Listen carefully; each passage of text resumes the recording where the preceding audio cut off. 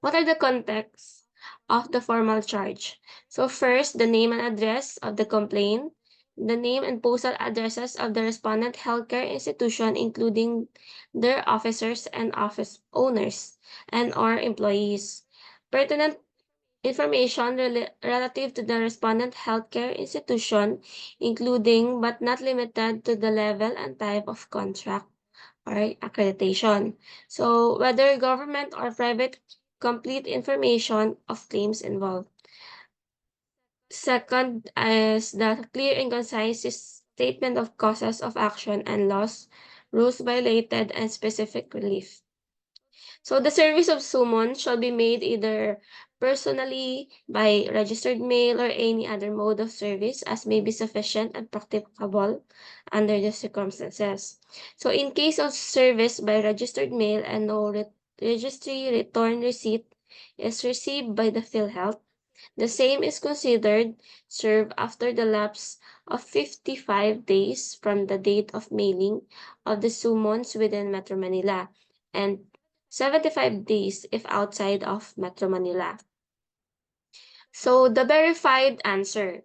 So verified answer shall file within 5 working days from receipt of the summons, along with a copy of the formal charge and its supporting documents. The respondent shall file a verified answer, copy furnished the prosecution department. Note that no motion for dismiss shall be entertained except on the ground of lack of jurisdiction over the subject matter, failure to state the cause of action, res judicata, or statutes of limitation. Default. So upon acquiring jurisdiction over the respondent and upon failure to file a verified answer to the formal charge within the prescribed period, the adjudicator may motu proprio or on motion of the complainant with notice of the respondent declare the respondent in default. Thereupon, the adjudicator may proceed to render judgment by default as may be warranted by the facts and evidence alleged in the formal charge. So after verified answer, the affidavits and position paper is filed and the issues are joined, the adjudicator shall issue an order requiring parties to submit their respective position papers within 10 working days from receipt of the order. So the position paper shall contain brief statement of the positions of the parties, setting forth the facts and the law relied upon, including the affidavits of the witnesses and other evidence on the issues. The conduct of clarificatory hearing is discretionary, so the adjudicator may, at his discretion, require the submission of clarificatory conference, brief, and conduct a clarificatory hearing. Records of the proceeding. So the adjudicator shall make a written summary of the proceeding, including the substance of the evidence presented. So the written summary shall be signed by the parties and shall form part of the official record. Non-appearance of party. So when a complainant or respondent fails to appear at the proceedings, despite due notice, the adjudicator may motu proprio or upon motion of the opposing party dismiss the case or deem the case submitted for resolution based on the records. The rendition of judgment. So the adjudicator shall have a period of 30 days from the receipt of the last pleading submitted by the parties and upon submission of the case for resolution within which to render its judgment.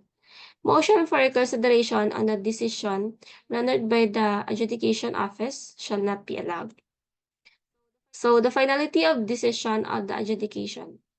If no appeal is taken from the decision of the adjudication office within 15 days from the receipt of the copy by the parties, the decision shall be final and executory. So the decision office shall issue a certificate of finality which shall contain the dispositive part of the decision and signed by the executive arbiter certifying that such decision has become final and executory. The issuance of writ of execution. So after the decision of the adjudication office has become final and executory and there is a corresponding penalty to be imposed, the adjudication office shall motu proprio issued the writ of execution to the FFIED. In a service of the writ of execution, the adjudication office shall issue a directive to FFIED to serve the right of execution within 15 days from the receipt of the travel authority through personal service to the respondent. Appealed administrative case may be filed within 15 days from the receipt of the decision issued by the adjudication office, and no motion for extension of appeal shall be allowed.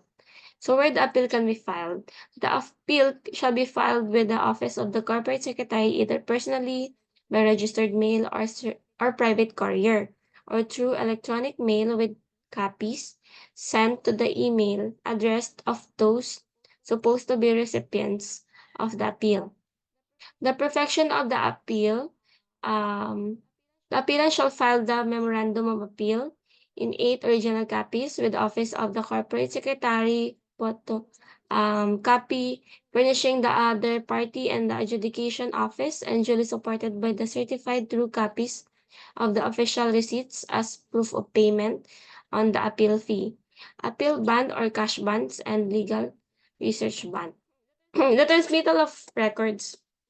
So the adjudication office shall be the one who transmit the original case record to the office of the corporate secretary, accompanied by the executive briefer within 10 calendar days from receipt of the copy of the memorandum of appeal.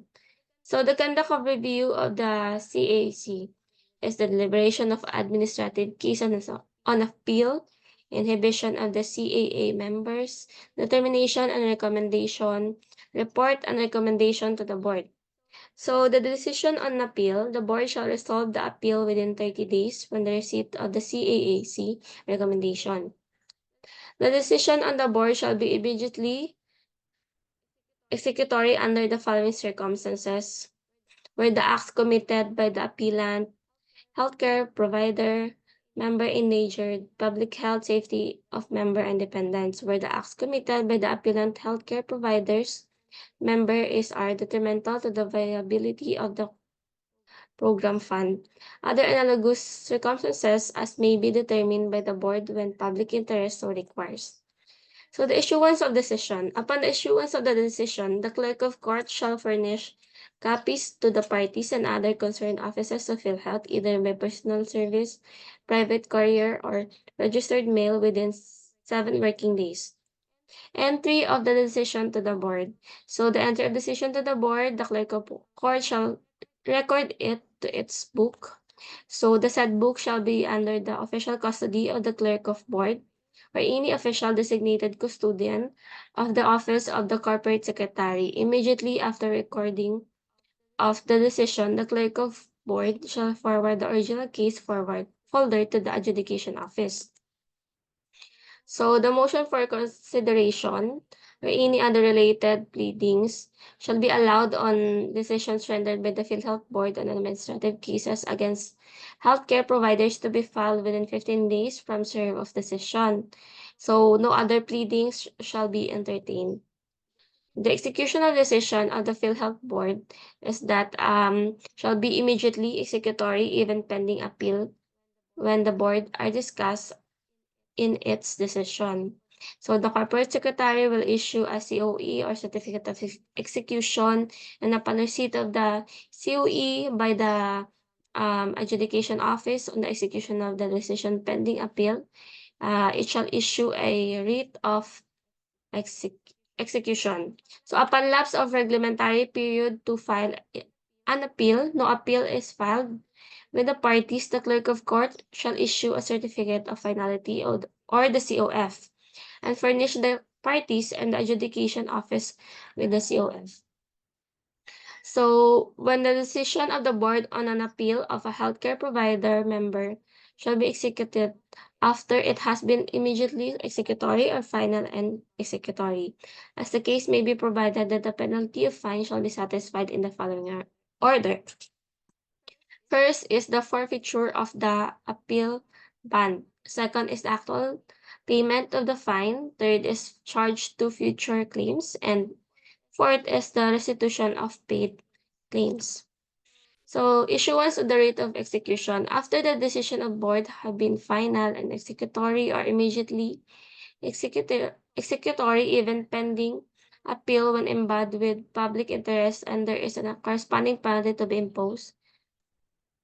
Posting of decision in the Philhealth website. Decisions of the Philhealth board which have been deemed final and executory shall be posted in the Philhealth website subject to the provisions of the Data Privacy Act of 20.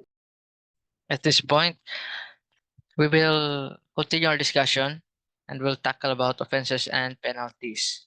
Okay, let's begin. The offenses committed by institutional healthcare providers. As you can see, we have three classifications: the fraudulent acts, unethical acts, and abuse of authority. On the non-amended act, classifies such offenses committed by institutional healthcare providers into two: fraudulent acts and non-fraudulent acts. However, under the latest release and the PRO Act, now it classifies offenses committed by institutional healthcare providers to three. Now, first is the padding of claims, reports, and/or health and health-related data as provided under the Republic Act 7875 and also under the PRO Act.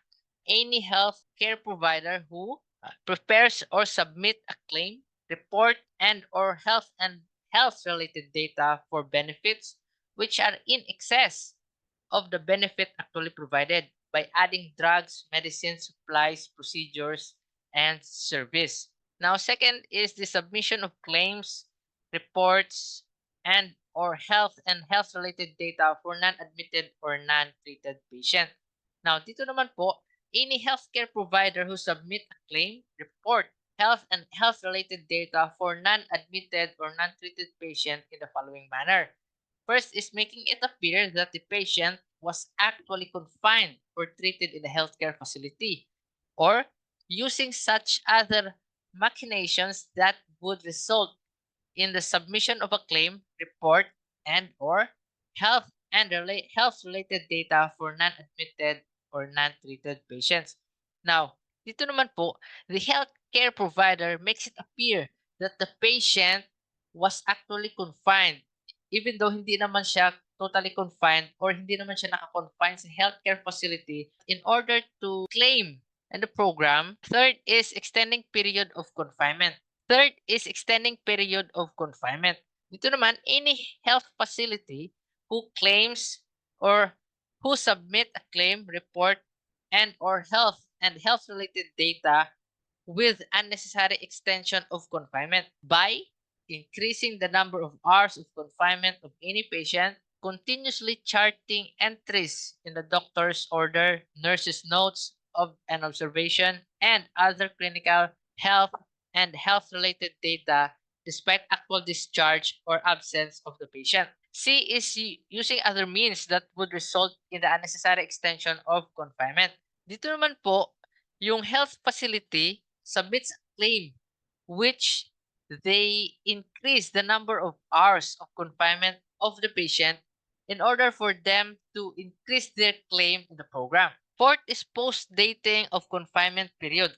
Now, any health facility who alters the period of confinement to conform with the prescribed period of filing of claim, report, and/or health-related data or such other prescriptive periods.